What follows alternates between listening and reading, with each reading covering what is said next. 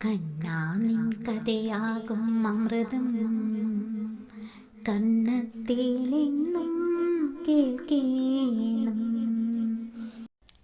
കൃഷ്ണാമൃതം ചാനലിലേക്ക് എല്ലാ ഗോപികോപന്മാർക്കും സ്വാഗതം. ഇന്ന് രാമായണ ദർശനം ഭാഗം 4-ൽ സഹോദര സ്നേഹത്തിൻ്റെ ആ ഒരു മഹത്വത്തെക്കുറിച്ചാണ് പറയുന്നത്. സഹോദര സ്നേഹത്തെ ഇത്രയും ഉദാത്തമായി വർണ്ണിച്ചിരിക്കുന്ന മറ്റൊരു ഗ്രന്ഥവും നമുക്ക് കാണാൻ കിട്ടില്ല. ദശരഥ മഹാരാജാവിൻ്റെ 4 പുത്രന്മാർ, ഒരച്ഛനും 3 അമ്മമാരും, അവരുടെ പുത്രന്മാർ തമ്മിലുള്ള ആ ഒരു സാഹോദര്യം അവിടെ വെറും സ്നേഹം മാത്രമല്ല, നമുക്കിന്നും നമ്മുടെ ചുറ്റുപാടും പരസ്പര സ്നേഹത്തിൽ കഴിയുന്ന സഹോദരന്മാരെ അല്ല സഹോദരന്മാരെ കാണാം. നിസാര കാര്യങ്ങളുടെ പേരിൽ അകൽച്ചയിൽ കഴിയുന്ന സഹോദരന്മാരെയൊക്കെ കാണാൻ നമുക്ക് സാധിക്കും. പക്ഷേ രാമായണത്തിലെ ഈ സഹോദരന്മാരുടെ സ്നേഹത്തെ മഹത്വവൽക്കരിക്കുന്നത് അവരുടെ ത്യാഗമാണ്. സഹോദര സ്നേഹത്തിന് വേണ്ടിയിട്ടുള്ള അവരോരോരുത്തരും അനുഷ്ഠിച്ച ത്യാഗമാണ് അവരുടെ സ്നേഹത്തെ മഹത്തരമാക്കുന്നത്. ഈ സഹോദരന്മാരുടെ സ്നേഹത്തെ ഇവരിൽ ആർക്കാണ് ഏറ്റവും കൂടുതൽ സഹോദര സ്നേഹമുള്ളത് എന്ന് ചോദിച്ചു കഴിഞ്ഞാൽ, അല്ലെങ്കിൽ സഹോദര സ്നേഹത്തിൻ്റെ കാര്യത്തിൽ ഇവരിൽ ആരാണ് ശ്രേഷ്ഠൻ എന്ന് ചോദിച്ചു കഴിഞ്ഞാൽ നമുക്കതിനൊരു കൃത്യമായ ഉത്തരം നൽകാൻ കഴിയുന്നില്ല. കാരണം ആ സഹോദര സ്നേഹത്തിൻ്റെ കാര്യത്തിൽ അവർ ആ സഹോദരന്മാർക്ക് വേണ്ടി ചെയ്യുന്ന ആ ത്യാഗത്തിൻ്റെ കാര്യത്തിൽ അവർ ഓരോരുത്തരും മത്സരിക്കുകയാണോ എന്ന് നമുക്ക് തോന്നിപ്പോവും. അവരുടെ സ്നേഹത്തിന് പകരം വെക്കാൻ മറ്റൊന്നുമില്ല. ഇപ്പോൾ ശ്രീരാമചന്ദ്രൻ്റെ കാര്യം തന്നെ എടുത്തു കഴിഞ്ഞാൽ അദ്ദേഹത്തിന് വനവാസം നിശ്ചയിച്ചു കൊടുക്കുകയാണ്. 14 വർഷം ഭരതനെ രാജാവാക്കണം, 14 വർഷം രാമൻ കാട്ടിൽ പോകണം എന്ന കൈകേയിയുടെ ആവശ്യം അദ്ദേഹം അംഗീകരിക്കുകയാണ് അല്ലേ. അപ്പോൾ അദ്ദേഹത്തിന് അതിൽ സന്തോഷമേ ഉള്ളൂ. കാരണം തൻ്റെ സഹോദരനായ ഭരതൻ രാജാവാകുന്നതിൽ അദ്ദേഹത്തിന് ഒരു എതിർപ്പുമില്ല അല്ലേ. ഇന്നത്തെ കാലത്ത് ഇങ്ങനെ നമുക്ക് അർഹമായ രാജ്യം തരാതെ, അല്ലെങ്കിൽ പോട്ട് നിസാരമായ ഒരു വസ്തുവിൻ്റെ ഷെയർ തന്നില്ലെങ്കിൽ എന്താണ് അന്നേരം ആ സഹോദരനുമായിട്ട്, അതിന് കാരണക്കാരനായ സഹോദരനുമായിട്ടുള്ള ബന്ധം വിച്ഛേദിക്കും. പിന്നെ ചിലപ്പോൾ അച്ഛനും അമ്മയായിട്ടുള്ള ബന്ധം പോലും വിച്ഛേദിക്കും. അങ്ങനെ ഒരുപാട് കുടുംബങ്ങളെ എനിക്കറിയാം. അപ്പോൾ നമ്മൾ നിസാരമായ കാര്യങ്ങളുടെ പേരിൽ അല്ലേ സഹോദരന്മാരായിട്ടുള്ള ബന്ധങ്ങളൊക്കെ വിച്ഛേദിക്കും. അതുപോലെ അകൽച്ച അല്ലേ ഉണ്ടാകും. പക്ഷേ ഇവിടെ നോക്കൂ, രാജ്യം ഭരതന് കൊടുത്താൽ മാത്രം പോരാ, അതിനു വേണ്ടിയിട്ട് 14 വർഷം ദണ്ഡകാരണ്യത്തിൽ പോകണം. അപ്പോൾ ഒരു ശിക്ഷയും കൂടിയാണ് ശ്രീരാമചന്ദ്രന് നൽകിയത്. എന്നിട്ട് ഒരിക്കൽ പോലും അദ്ദേഹത്തിന് തൻ്റെ സഹോദരനായ ഭരതനോട് തെല്ലും ദേഷ്യമില്ല. അദ്ദേഹം സന്തോഷത്തോടുകൂടി കാട്ടിലേക്ക് പോവുകയാണ്. അപ്പോഴാണ് ലക്ഷ്മണൻ ഇതറിയുമ്പോൾ എന്തു ചെയ്യുന്നു? ലക്ഷ്മണൻ പറയുകയാണ്, അച്ഛനെ വേണമെങ്കിൽ തുറങ്കിലടച്ചിട്ട് ഞാൻ ശ്രീരാമചന്ദ്രനെ രാജാവാക്കും. വേണമെങ്കിൽ എന്താണ് വസിഷ്ഠമുനിയെ വരെ ഞാൻ വധിക്കും ഇതിനു വേണ്ടിയിട്ട് എന്നാണ് അദ്ദേഹം പറയുന്നത്. അതിൻ്റെ പാപമെല്ലാം ഞാൻ ഏറ്റെടുത്തോളാം, പക്ഷേ അങ്ങ് കാട്ടിപ്പോവാൻ ഞാൻ സമ്മതിക്കത്തില്ല. അപ്പം ലക്ഷ്മണന് ശ്രീരാമചന്ദ്രനോടുള്ള ആ ഒരു സ്നേഹം, തൻ്റെ സഹോദരനോടുള്ള സ്നേഹം, അവസാനം ശ്രീരാമചന്ദ്രൻ ലക്ഷ്മണോപദേശത്തിലൂടെ ലക്ഷ്മണനെ ആശ്വസിപ്പിക്കുകയാണ്. അങ്ങനെ ശ്രീരാമചന്ദ്രൻ കാട്ടിലേക്ക് പോകാൻ തുനിയുമ്പോൾ ലക്ഷ്മണൻ പറയുക, അങ്ങനെയാണെങ്കിൽ അങ്ങയുടെ തീരുമാനത്തിൽ മാറ്റമില്ലെങ്കിൽ ഞാനും വനവാസത്തിന് വരുന്നു. അങ്ങനെ അപ്പോൾ അവിടെ നമ്മൾ ചിന്തിക്കേണ്ടത്, ഇവരുടെയെല്ലാം വിവാഹം കഴിഞ്ഞിട്ട് അധിക നാളൊന്നുമായിട്ടില്ല. വധൂവരന്മാരാണിവർ. അപ്പോൾ ആ നവവധുവിനെ പിരിഞ്ഞാണ് ഇപ്പോൾ ശ്രീരാമചന്ദ്രൻ്റെ കൂടെ സീതാദേവി പോകുന്നുണ്ട്. അപ്പോൾ സീതാദേവിക്ക് എപ്പോഴും തൻ്റെ ഭർത്താവിൻ്റെ സാമീപ്യം കിട്ടും. എന്നാൽ ലക്ഷ്മണൻ തൻ്റെ നവവധുവായ ഊർമിളയെ ഉപേക്ഷിക്കുകയല്ല, ഊർമിളയെ വിട്ടിട്ടാണ് എന്തു ചെയ്യുന്നത്? ഈ വനവാസത്തിന് ശ്രീരാമചന്ദ്രനും സീതയോടും ഒപ്പം പോകുന്നത്. എന്നിട്ട് പോയിട്ട് ഈ ലക്ഷ്മണൻ 14 വർഷവും ഉറങ്ങാതെ എന്തു ചെയ്യുന്നു, തൻ്റെ സഹോദരനും പത്നിക്കും വേണ്ടി കാവൽ നിൽക്കുകയാണ്. അവർക്ക് വേണ്ടുന്ന സേവനങ്ങളൊക്കെ ചെയ്തു കൊടുത്തുകൊണ്ട് ആ കാട്ടിൽ ഇവരെ അനുഗമിക്കുകയാണ്. അവർക്ക് സംരക്ഷണം ഒരുക്കുകയാണ് ലക്ഷ്മണൻ ചെയ്യുന്നത്. അപ്പോൾ ആ ലക്ഷ്മണൻ്റെ സ്നേഹം, പിന്നെ അതുപോലെ രാമരാവണ യുദ്ധത്തിലും ലക്ഷ്മണൻ തൻ്റെ സഹോദരന് വേണ്ടി സ്വന്തം ജീവൻ പോലും പണയപ്പെടുത്തി യുദ്ധം ചെയ്യുകയാണ്. അപ്പോൾ ഇതൊക്കെയെന്ന് പറയുന്നത് ലക്ഷ്മണൻ അനുഷ്ഠിച്ച ആ ഒരു ത്യാഗം, തൻ്റെ സഹോദരനോടുള്ള സ്നേഹം ഒന്നുകൊണ്ട് മാത്രമാണ്. ഇനി അടുത്ത സഹോദരൻ ഭരതൻ എന്ന് പറയുന്നത് തെറ്റിദ്ധരിക്കപ്പെട്ട ഒരു കഥാപാത്രമാണ് എല്ലാവരാലും തെറ്റിദ്ധരിക്കപ്പെട്ട ഭരതൻ. എന്നാൽ ഭരതൻ്റെ ശ്രീരാമചന്ദ്രനോടുള്ള സ്നേഹം അത് ശരിക്കും ഭരതനാണോ ലക്ഷ്മണനാണോ ശ്രേഷ്ഠൻ എന്ന് വെച്ചാൽ നമുക്ക് കൺഫ്യൂഷനാകും. എങ്കിൽ പോലും ഭരതനും ലക്ഷ്മണനോളം തുല്യം ശ്രീരാമചന്ദ്രനെ സ്നേഹിക്കുന്ന ആളാണ്. ഭരതൻ ഒരുപക്ഷെ ദശരഥ മഹാരാജാവ് എടുത്ത തീരുമാനം ഭരതൻ അവിടെ ഉണ്ടായിരുന്നെങ്കിൽ, ആ കൊട്ടാരത്തിൽ ഉണ്ടായിരുന്നെങ്കിൽ മറ്റൊന്നാകുമായിരുന്നു. അപ്പം ദശരഥ മഹാരാജാവ് ഉൾപ്പെടെ ഭരതനെ തെറ്റിദ്ധരിക്കുകയാണ്. ഭരതൻ ഇവിടെ ഉണ്ടായാൽ ഒരുപക്ഷേ രാജ്യം വേണമെന്ന് ആവശ്യപ്പെട്ടാലോ ശ്രീരാമ അഭിഷേകത്തിന് തടസ്സമുണ്ടാകുമോ എന്ന് ഭയന്നാണ് അദ്ദേഹം എന്തു ചെയ്തത്, ഭരതനില്ലാത്ത അവസരം നോക്കി ശ്രീരാമചന്ദ്രന് പട്ടാഭിഷേകം തീരുമാനിച്ചത്. അവിടെ ഭരതനെ തെറ്റിദ്ധരിക്കുകയാണ്. പക്ഷേ ഭരതൻ ആ കൊട്ടാരത്തിലുണ്ടായിരുന്നെങ്കിൽ ഒരിക്കലും ഇതൊന്നും സമ്മതിക്കില്ലായിരുന്നു. അത് ഭരതൻ ശ്രീരാമചന്ദ്രനും സീതയും വനവാസയാത്രയ്ക്ക് പോയതിന് ശേഷം ഭരതൻ ഇതറിയുമ്പോൾ, തിരിച്ച് കൊട്ടാരത്തിലെത്തി ഇതറിയുമ്പോൾ ഭരതൻ്റെ ക്രോധത്തിൽ നിന്ന് നമുക്കിത് മനസ്സിലാക്കാം. ഭരതൻ അമ്മയെ വരെ കൊല്ലാൻ തയ്യാറാണ് എന്ന് പറയും, അല്ലെങ്കിൽ സ്വയം ആത്മഹത്യ ചെയ്യും എന്ന് ഈ വിഷമത്തിൽ അതിനുവരെ ഭരതൻ തയ്യാറാവുകയാണ്. അപ്പോൾ അതിൽ നിന്നെല്ലാം അദ്ദേഹത്തെ വസിഷ്ഠമുനിയാണ് പിന്തിരിപ്പിക്കുന്നത്. അപ്പോൾ അത്രത്തോളമാണ് ഭരതന് ശ്രീരാമചന്ദ്രനോടുള്ള സ്നേഹം. മാത്രമല്ല ഭരതൻ ഇനിയിപ്പോൾ ജ്യേഷ്ഠൻ കാട്ടിൽ പോയി, അപ്പോൾ ഇനി 14 വർഷം കഴിഞ്ഞ് അദ്ദേഹം വരുന്നിടം വരെ ഞാൻ ഈ രാജ്യം ഭരിക്കാം, വരുമ്പോൾ അദ്ദേഹത്തിന് തിരിച്ചു കൊടുക്കാം എന്നൊന്നുമല്ല ഭരതൻ തീരുമാനിച്ചത്. ഭരതൻ എന്തു ചെയ്യുന്നു, ശ്രീരാമചന്ദ്രനെ തിരിച്ചു കൂട്ടിക്കൊണ്ടുവരാൻ അദ്ദേഹം സർവ്വസന്നാഹങ്ങളോടും കൂടി പോവുകയാണ്. പക്ഷേ അച്ഛൻ്റെ വാക്ക്, സത്യം പാലിക്കപ്പെടാൻ വേണ്ടി ശ്രീരാമചന്ദ്രൻ പറയുകയാണ്, ഞാൻ 14 വർഷം വനവാസം അനുഷ്ഠിച്ചേ മതിയാകൂ, അതുവരെ ഭരത നീ തന്നെ രാജ്യം ഭരിക്കൂ എന്ന് ശ്രീരാമചന്ദ്രൻ പറയുകയാണ്. അപ്പോൾ ഭരതൻ എന്താണ് ചെയ്യുന്നത്, തൻ്റെ സഹോദരൻ്റെ ആ മെതിയടികളെ വാങ്ങിക്കൊണ്ടുവന്ന അയോധ്യയുടെ സിംഹാസനത്തിൽ വെച്ച് പൂജിച്ച് അയോധ്യയ്ക്കടുത്തുള്ള ആ ഗ്രാമത്തിൽ ശ്രീരാമചന്ദ്രനെ പോലെ ജടാവൽക്കലങ്ങളും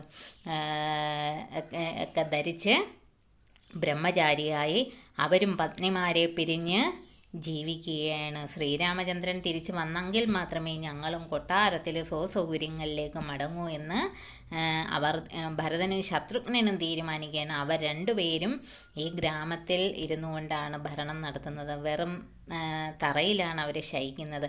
നോക്കൂ സഹോദരൻ ഒരു പ്രതിസന്ധി അനുഭവിക്കുമ്പോൾ അവർ സുഖിക്കാൻ പോയില്ല. അവർക്ക് വേണമെങ്കിൽ എന്ത് ചെയ്യുക, ആ രാജകൊട്ടാരത്തിൽ ഇരുന്നു കൊണ്ട് ഭരണം നടത്താം. പക്ഷെ അവരത് ചെയ്തില്ല.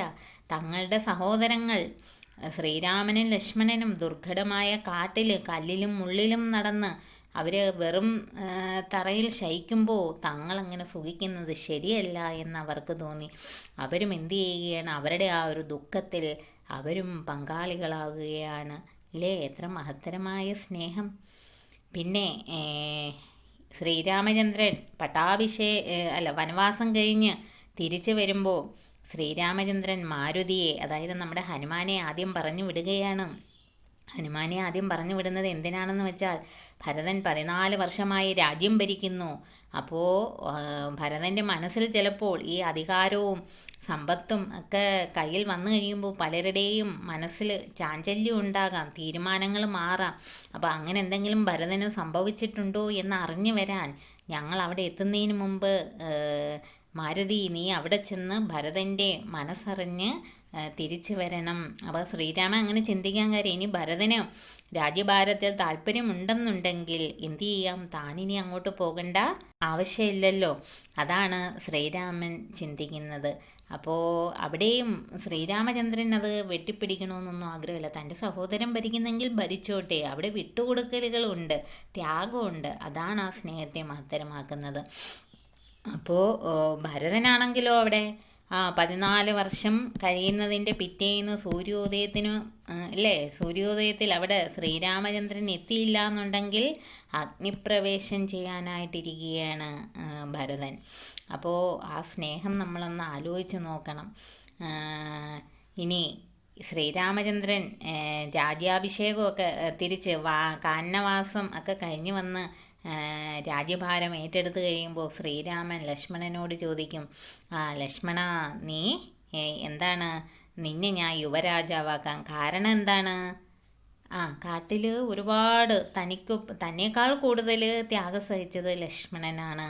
തങ്ങൾക്ക് വേണ്ടി, തനിക്കും പത്നിയായ സീതയ്ക്കും വേണ്ടി ഒരുപോലെ കണ്ണടയ്ക്കാതെ കാവൽ 14 വർഷം നിദ്രയില്ലാതെ നിന്ന മനുഷ്യനാണ്. അപ്പോൾ ഇനി ലക്ഷ്മണൻ എന്ത് വേണം? സുഖം വേണം. അതിനു വേണ്ടിയിട്ട് ശ്രീരാമചന്ദ്രൻ ചോദിക്കുകയാണ്, ലക്ഷ്മണ ഞാൻ നിന്നെ യുവരാജാവായി വാഴിക്കട്ടെ. അപ്പോൾ അവിടെ നോക്കൂ, ലക്ഷ്മണൻ അവിടെ യുവരാജാവാകാം. പക്ഷേ ലക്ഷ്മണൻ പറയുന്നത് എന്താണ്? ജ്യേഷ്ഠ എനിക്കതിൽ താല്പര്യമില്ല. പക്ഷേ ഇതിന് സ്വാഭാവികമായിട്ടും അർഹത എന്നേക്കാൾ മൂത്ത ജ്യേഷ്ഠനായ ഭരതനാണ്. അതുകൊണ്ട് അങ്ങ് എന്ത് ചെയ്യുക, ഭരതന് കൊടുക്കുക. ഇവർ തമ്മിൽ ഒരു ദിവസത്തിൻ്റെ വ്യത്യാസമേ ഉള്ളൂ എല്ലാവരും തമ്മിൽ. എന്നിരുന്നാൽ പോലും ലക്ഷ്മണൻ പറയുകയാണ് ഭരതന് കൊടുക്കുക. അങ്ങനെയാണ് ശ്രീരാമചന്ദ്രൻ ഭരതനെ യുവരാജാവായി വാഴിക്കുന്നത് അല്ലേ. അപ്പോൾ ഇങ്ങനെ ഒരുപാട് സഹോദര സ്നേഹത്തിൻ്റെ മുഹൂർത്തങ്ങളുള്ള ഒരു കൃതിയാണ് രാമായണം. മാത്രമല്ല ഇവിടെ സഹോദരന്മാരുടെ സ്നേഹം മാത്രമല്ല, സഹോദരിമാരുടെ സ്നേഹവും നമ്മൾ പറയേണ്ടതാണ്. സഹോദര സ്നേഹത്തിൽ ഇപ്പോൾ സീത, ഊർമിള, മാണ്ഡവി, ശ്രുതകീർത്തി ഇവരെന്ന് പറയുന്നത് വേർപിരിയാതെയാണ് ജനക മഹാരാജാവിൻ്റെ കൊട്ടാരത്തിൽ വളർന്നത്. അപ്പോൾ ആ കൊട്ടാരത്തിൽ വളർന്ന 4 സഹോദരിമാർക്ക് അവരുടെ ഭാഗ്യം കൊണ്ട് എന്ത് ചെയ്യുന്നു, 4 സഹോദരന്മാരെ തന്നെ വിവാഹം കഴിക്കാനായിട്ട് സാധിക്കുന്നു. പക്ഷെ വിവാഹം കഴിച്ചു വന്നപ്പോൾ ശ്രീരാമചന്ദ്രനെ വനവാസത്തിന് വിടുന്ന സമയത്ത് സീതാദേവി അദ്ദേഹത്തിൻ്റെ പാത പിന്തുടർന്ന് എന്ത് ചെയ്യുകയാണ്, വനവാസത്തിനായിട്ട് പോകുകയാണ്. അപ്പോൾ സീതാദേവി ശ്രീരാമചന്ദ്രനും പോകുമ്പോൾ ലക്ഷ്മണൻ എന്ത് ചെയ്യുന്നു, തൻ്റെ നവവധുവായിട്ടുള്ള ഊർമിളയെ മാതാപിതാക്കളെയൊക്കെ സംരക്ഷിച്ച് അവിടെ കഴിയുക എന്ന് ഏൽപ്പിച്ചിട്ട് ലക്ഷ്മണൻ, ഊർമിളയും വരുന്നു എന്ന് പറഞ്ഞെങ്കിലും ലക്ഷ്മണൻ അതിൽ നിന്നും പിന്തിരിപ്പിക്കുകയാണ്. നീ ഇവിടെ നിന്ന് വൃദ്ധരായ മാതാപിതാക്കളെയൊക്കെ സംരക്ഷിക്കണം, അത് ചെയ്യുക എനിക്ക് വേണ്ടി എന്ന് പറഞ്ഞിട്ട് പോവുകയാണ്. അപ്പോൾ അവിടെ ഊർമിളയും എന്ത് ചെയ്യുകയാണ്, ത്യാഗം സഹിക്കുകയാണ്. തൻ്റെ സഹോദരിയും ഭർത്താവും വനവാസത്തിന് പോകുന്നു. അപ്പോൾ ഊർമിള എന്ത് ചെയ്യുന്നു, ഇവിടെ കൊട്ടാരത്തിൽ ഭർത്താവിനെ പിരിഞ്ഞ് താമസിക്കുകയാണ്. മാത്രവുമല്ല ഊർമിളയുടെ വിഷയത്തിൽ മറ്റൊരു കാര്യം കൂടി നമുക്ക് പറയാനുണ്ട്. അതായത് ലക്ഷ്മണൻ നിദ്രയില്ലാതെ ഇരിക്കാൻ വേണ്ടി നിദ്രാദേവിയെ ഉപാസിക്കുന്നുണ്ട്. അപ്പം നിദ്രാദേവിയെ ഉപാസിക്കുമ്പോൾ നിദ്രാദേവി പറയാം, അങ്ങനെ നിദ്ര ഇല്ലാതിരിക്കാൻ സാധിക്കത്തില്ല എന്ന് ലക്ഷ്മണനോട് പറയും. അപ്പോൾ നീ ഉറങ്ങിയേ മതിയാകൂ എന്ന് പറയും. അപ്പോൾ ലക്ഷ്മണൻ പറയില്ല, എനിക്ക് 14 വർഷം നിദ്ര ഇല്ലാതിരിക്കാൻ എന്നെ അനുഗ്രഹിക്കണം, കാരണം എനിക്ക് ഇവരെ സംരക്ഷിക്കണമെന്ന് പറയും. അപ്പോൾ നിദ്രാദേവി പറയും, ശരി അങ്ങനെയാണെങ്കിൽ നിൻ്റെ ഉറക്കം മറ്റാരെങ്കിലും ഏറ്റെടുക്കാൻ തയ്യാറായ അങ്ങനെ ഒരു വരം തരാമെന്ന് പറയും. അങ്ങനെ അപ്പോൾ ലക്ഷ്മണൻ ആലോചിച്ചിട്ട് പറയാം, അങ്ങനെയാണെങ്കിൽ എൻ്റെ പത്നി ഊർമിളയോട് ദേവി ഒന്ന് ചോദിച്ചു നോക്കൂ, ഊർമിള എന്തായാലും അതിന് തയ്യാറാകുമെന്ന് പറയും. അങ്ങനെ ഊർമിളയോട് നിദ്രാദേവി കാര്യങ്ങളെല്ലാം പറയുകയാണ്. അപ്പോൾ ഊർമിള സന്തോഷത്തോടുകൂടി തൻ്റെ ഭർത്താവിന് വേണ്ടിയിട്ട് എന്ത് ചെയ്യുകയാണ്, ആ ഉറക്കം ഏറ്റെടുക്കുകയാണ്. അപ്പോൾ ഇവിടെ സീതാദേവിക്ക് ശ്രീരാമചന്ദ്രനും വേണ്ടിയിട്ട് സീതാദേവിയുടെ സഹോദരിയായ ഊർമിളയെ ഒരു ത്യാഗം അനുഷ്ഠിക്കുകയാണ് അല്ലേ. അപ്പോൾ അതിന് പിന്നെ മറ്റൊരു കഥ കൂടിയുണ്ട്. അതായത് രാവണൻ്റെ പുത്രനായ മേഘനാഥനെ വധിക്കണമെങ്കിൽ 14 വർഷം ഉറങ്ങാത്ത ഒരാൾക്കേ സാധിക്കുകയുള്ളൂ എന്നുണ്ട്. അപ്പം അതിനും ഇത് ഉപകാരപ്പെട്ടു. അല്ലെങ്കിൽ ഒരിക്കലും രാവണനെ പരാജയപ്പെടുത്താൻ ഇപ്പോൾ ശ്രീരാമേന്ദ്രനും ലക്ഷ്മണനും ഒന്നും പറ്റില്ലായിരുന്നു. അപ്പോൾ ലക്ഷ്മണനാണ് ഈ മേഘനാഥനെ വധിക്കുന്നത്. പിന്നെ ഭരതനും ശത്രുഘ്നനും ശ്രീരാമേന്ദ്രനും ലക്ഷ്മണനും ഒക്കെ തിരികെ വരുന്നത് വരെ അവരും ബ്രഹ്മചര്യം അനുഷ്ഠിച്ചൊരു ഗ്രാമത്തിൽ താമസിക്കുകയാണ്. അവരുടെ നവവധുക്കളുണ്ട്, മാണ്ഡവി, ശ്രുതകീർത്തി. അവരും ഭർത്താക്കന്മാരെ പിരിഞ്ഞ് ജീവിക്കുകയാണ്. അവരും ഈ ത്യാഗത്തിൽ പങ്കാളികളാകുകയാണ്. അങ്ങനെ സഹോദര സ്നേഹത്തിൻ്റെ മഹത്തായ ഉദാത്തമായ ആ ഒരു സ്നേഹം, ത്യാഗം, ഇതൊക്കെ എന്താണ് പറയുന്നത്, വിശദീകരിക്കുന്ന ഒരു ഗ്രന്ഥമാണ് രാമായണം. അപ്പോൾ ഈ രാമായണം നമ്മൾ നമ്മുടെ കുട്ടികളെ പഠിപ്പിക്കണം തീർച്ചയായിട്ടും. കാരണം ആ സഹോദരന്മാർ തമ്മിൽ എങ്ങനെയാണ് സ്നേഹിക്കേണ്ടത്, പിന്നെ സഹോദര പത്നിയെ എങ്ങനെയാണ് കാണേണ്ടത്, പിന്നെ എന്താണ് ഈ ദുർജന സംസർഗം നമുക്ക് ജീവിതത്തെ എങ്ങനെ ബാധിക്കുന്നു, സജ്ജന സംസർഗം നമ്മുടെ ജീവിതത്തിൽ നമുക്ക് എന്ത് മംഗളങ്ങൾ കൊണ്ടുവരുന്നു, ഇല്ലേ? ഇങ്ങനെ ഒരുപാട് അതായത് ഒരാളുടെ ജീവിതത്തിന് വേണ്ടുന്ന എല്ലാ മഹത്തായ കാര്യങ്ങളും നന്മകളും അതുപോലെ ഏതൊക്കെയാണ് തിന്മകൾ എന്നെല്ലാം വേർതിരിച്ച് നമുക്ക് ഈ രാമായണം വായിച്ചു കഴിഞ്ഞാൽ മനസ്സിലാക്കാൻ സാധിക്കും. ഇത് നമ്മുടെ കുട്ടികളെ കുട്ടിക്കാലം തൊട്ടേ പഠിപ്പിച്ചു കഴിഞ്ഞാൽ അവർക്കും അതിൽ നിന്നും ആ ഒരു ശ്രീരാമേന്ദ്രൻ്റെയും മറ്റ് ലക്ഷ്മണൻ്റെയും അവരുടെയൊക്കെ ജീവിതത്തിൽ നിന്ന് പാഠങ്ങൾ ഉൾക്കൊണ്ട് അവർക്ക് നല്ലൊരു സാത്വിക ജീവിതം നയിക്കാനായിട്ട് സാധിക്കും. അപ്പോൾ എല്ലാ ഗോപികോപന്മാർക്കും ശ്രീരാമചന്ദ്രൻ്റെയും സീതാദേവിയുടെയും നമ്മുടെ രാധാകൃഷ്ണന്മാരുടെയും അനുഗ്രഹം ഉണ്ടാകട്ടെ എന്ന് പ്രാർത്ഥിക്കുന്നു.